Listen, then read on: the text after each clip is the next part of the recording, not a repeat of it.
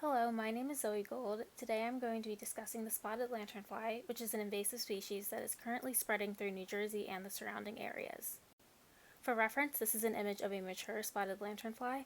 Their scientific name is Lycorma delicatula, but I will be referring to them by their common name, spotted lanternfly. In their mature state, they are made easily recognizable by their brightly colored wings and, of course, by the spots that inspire their common name. Spotted lanternflies are native to regions in India, China, and Vietnam.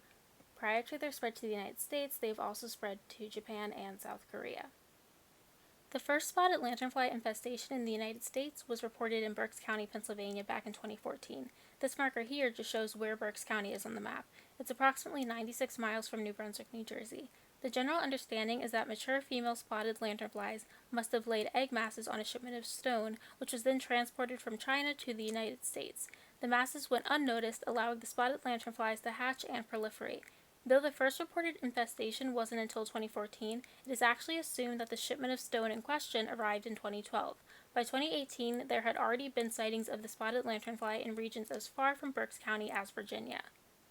This map here details the distribution of spotted lanternflies in the United States as of October 29, 2020. As you can see, the purple dots indicate that there has been a sighting, the blue highlight indicates an infestation, and the red outline indicates an internal state quarantine area.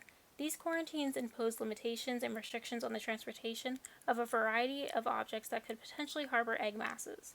For businesses utilizing outdoor equipment, this means that a permit is required for working within a quarantine zone, and for residents, this means consulting a checklist before transporting outdoor items out of the quarantine zone. Here are links to both the updated distribution map and the New Jersey residents checklist. As I said previously, this distribution map is from October. Since then, it's actually been updated. As you can see here, many new infestation areas have been added just within the span of 40 days. I've highlighted the additions in a dark blue here so they're easy to distinguish. Additionally, if I zoom in on the updated map, you'll see that a vast majority of the Raritan Basin, highlighted here in orange, is actually within an infested quarantine zone, making the spread of spotted lanternflies an immediate concern to those in the basin. These diagrams detail the life cycle of spotted lanternflies. Mature flies lay eggs in the fall. The flies remain in these masses from October to June. Each mass contains 30 to 50 eggs, and a single female spotted lanternfly has the potential to lay 2 egg masses in its lifetime. The next stage in the life cycle is the instar stage. Within this instar stage, there are 4 substages. During the first 3 substages, the spotted lanternflies mainly change in size. During the 4th instar stage, they first develop the red coloring they're known for. You can expect to see instars between May and September. Adult spotted lanternflies make their first appearance in July and are active until December.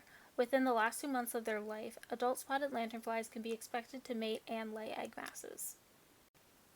With that said, the spotted lanternflies have 1 generation per year, with their active period being from May to December. In terms of their physical abilities, adult spotted lanternflies are not good aviators. Their methods of locomotion mainly rely on walking, jumping, with their max distance being 3 meters, or gliding short distances. Additionally, the spotted lanternfly does not have any natural predators in the United States. Some other insects, such as praying mantids and spiders, are capable of eating spotted lanternflies, but these instances don't occur at a rate conducive to curbing the spread of the invasive species. Spotted lanternflies require a host to sustain them. In most scenarios, egg masses are laid on this host tree, and the majority of the insect's life is spent on one host or another. Their preferred host is the tree of heaven, or Ailanthus altissima, another invasive species in the United States. This species of tree is native to China, but has become a prominent species in the United States since its introduction in the 1700s. Since then, they have become a common tree in various areas of the United States, including the northeastern region. Besides the tree of heaven, spotted lanternflies have been known to feed on more than 65 different plant species. Examples include grapevine, maple trees, and pine trees. Spotted lanternflies are not extremely specific when it comes to a host, but the tree of heaven remains their favorite. Spotted lanternflies are phloem-feeding insects. The phloem is a layer of vascular tissue in the plant. On a tree, it's the layer beneath the outer layer of bark. The phloem is responsible for transporting sugars and hormones around the plant. This mixture is the main food source for spotted lanternflies. Excessive feeding can cause damage to the plant in various ways, which I will go into more detail on later on. In terms of economic losses, the first reports were made by Pennsylvania vineyards. These losses were the result of spotted lanternfly feedings. As I previously stated, spotted lanternflies feed on the sugars within plants. This results in reduced sugar content, which directly correlates with a decrease in profitable crops. In 2017, one vineyard reported a 90% yield loss. In this instance, the most heavily fed on plants didn't survive the winter, and few of the remaining plants bore fruit in the spring. Another aspect of spotted lanternfly feedings that poses a threat is their excrement. When spotted lanternflies feed, their actual goal is to eat the proteins which are present in low quantities within the phloem of the plant. To achieve this goal, they must consume plant sap in large quantities. As a result, their excrement is a high concentration of sugars. Their excrement is called honeydew, and when enough spotted lanternflies amass on one host, it can result in a substantial accumulation of honeydew, as pictured in the images on the right. If not removed, honeydew becomes an ideal spot for sooty mold growth, as the fungus thrives in sugary environments. This can interfere with the plant's ability to perform photosynthesis. Additionally, honeydew attracts other pests such as ants and bees. To protect their crops from feedings, many farmers increase their use of insecticides. In 2018, the spray records of 5 impacted vineyards indicated that, compared to 2016, the vineyards experienced a 408% increase in expenditure for insecticides. Now, in terms of how the spotted lanternflies impact the Raritan Basin, a significant concern is percent canopy cover. Canopy cover is an integral part of any basin. It provides benefits such as filtering the air, capturing and filtering runoff, carbon sequestration, and providing habitats for a multitude of organisms. The map to the left represents the average change in percent canopy cover from 2001 to 2011, which was a year before the spotted lanternfly's presumed introduction to the United States. This map shows that in the years leading up to the spotted lanternfly's introduction, the northern region of the basin was experiencing a downward trend in percent canopy cover. This trend continued into 2019.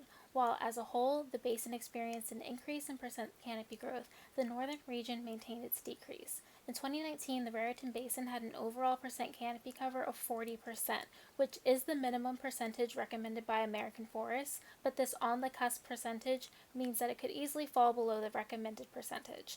The increasing presence of spotted lanternflies in the basin will likely contribute to a continued decrease in percent canopy cover. A point that I would like to drive home is the fact that spotted lanternflies are stressors to plants. They themselves cannot vector an illness to a plant, but they do weaken its defenses, leaving it susceptible to other stressors such as extreme temperature in the winter, other invasive insects such as ash borer beetles, and the aforementioned effects of the mold which grows on a honeydew. The combined effects of these stressors can result in a decrease in the overall health of the plant. Since both spotted lanternflies and ash borer beetles target the phloem, the decrease in sugars circulating in the plant can result in dieback and a decrease in percent canopy cover, which greatly reduces the benefits of percent canopy cover that I mentioned previously. In terms of what can be done to curb the spread of the spotted lanternfly, there are a variety of options, the first being a two-pronged approach. This method entails removing the majority of trees of heaven on a property. These remaining trees are then treated with an insecticide, effectively turning them into trap trees that are toxic to spotted lanternflies once they are fed from. This method has shown great success. Another method is sticky bands, as pictured in the image towards the left.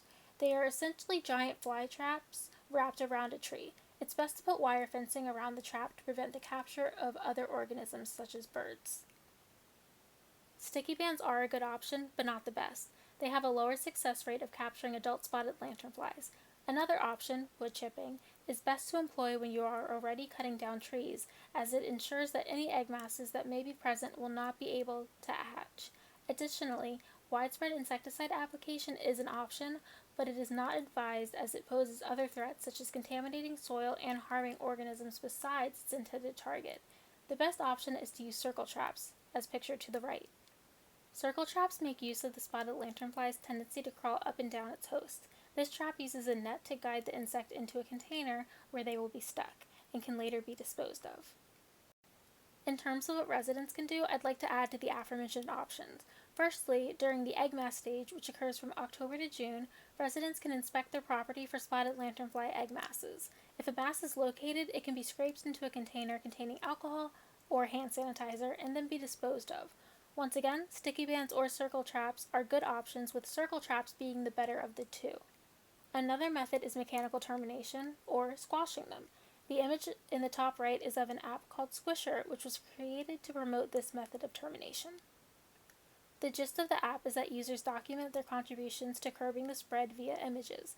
and the users with the most contributions make it onto a leaderboard. It's currently available for download on the Apple App Store.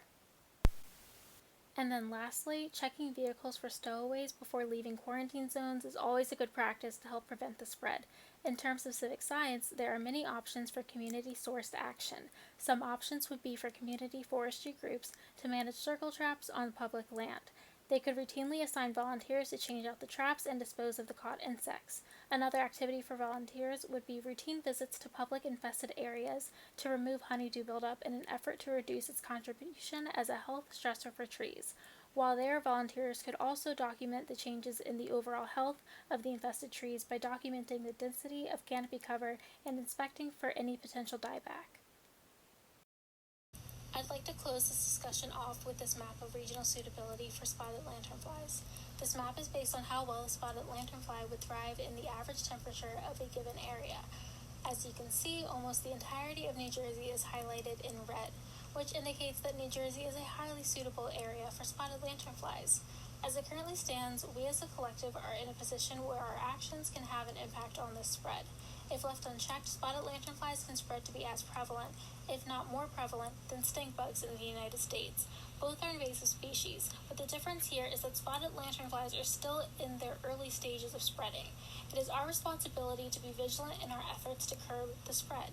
Spotted lanternflies are a nuisance that pose a great economic risk to the agriculture industry, a risk to the health of a variety of plants, and a risk to the Raritan Basin as a whole. It is still early on in their spread. It is possible to decrease the rate. We just need to work together to achieve this. Thank you for listening.